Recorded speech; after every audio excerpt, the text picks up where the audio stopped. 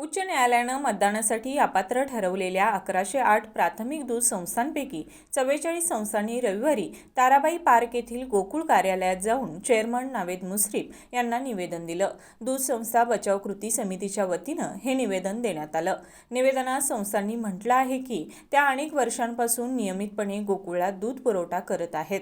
दुर्गम आणि डोंगराळ भागात कार्यरत असतानाही संस्थांनी सातत्यानं दूध संकलन करून गोकुळच्या वाढीत मोलाचं योगदान दिलं आहे।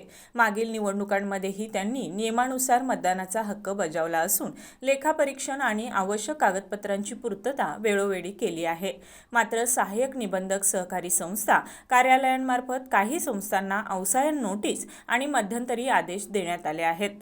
प्रत्यक्षात संस्था नियमितपणे कार्यरत असताना त्यांचा अवसायन यादीत समावेश होणे अन्यायकारक असल्याचं संस्थांनी नमूद केलं। तसेच काही व्यक्तींनी संस्थांना बोगस ठरवण्याचा प्रयत्न केल्यानं सभासदांमध्ये संभ्रम निर्माण झाला असून आगामी गोकुळ निवडणुकीत मतदान हक्काबाबत अनिश्चितता वाढली आहे। यावेळी बोलताना नावेद मुश्रीफ यांनी नियमावलीनुसार सर्व संस्थांना योग्य तो न्याय दिला जाईल, आम्ही तुमच्या पाठीशी आहोत असं आश्वासन दिलं।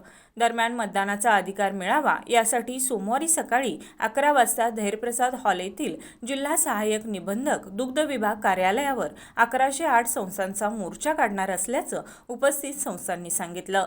यावेळी संचालक अजित नरके, विश्वास पाटील, मुरलीधर जाधव, अमर पाटील, अमरीश घाडगे, युवराज पाटील, अभिजित तायशेट्टे, नंदकुमार ढेंगे, बाबासाहेब चौगुले तसेच 44 संस्था उपस्थित होत्या।